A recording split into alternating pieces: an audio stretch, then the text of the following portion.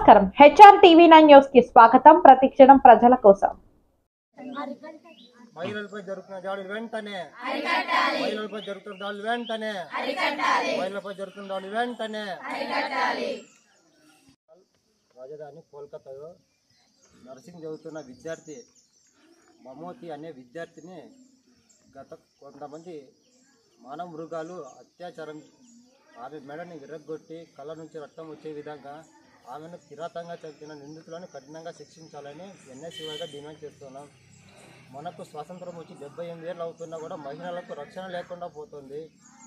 ఒక తల్లి జన్మనిస్తే పునర్జన్మించేది డాక్టర్ మాత్రమే. అలాంటి డాక్టరు మహిళలపై అసభ్యంగా ప్రవర్తించిన నిందితులను కఠినంగా శిక్షించాలని మేము డిమాండ్ చేస్తున్నాం.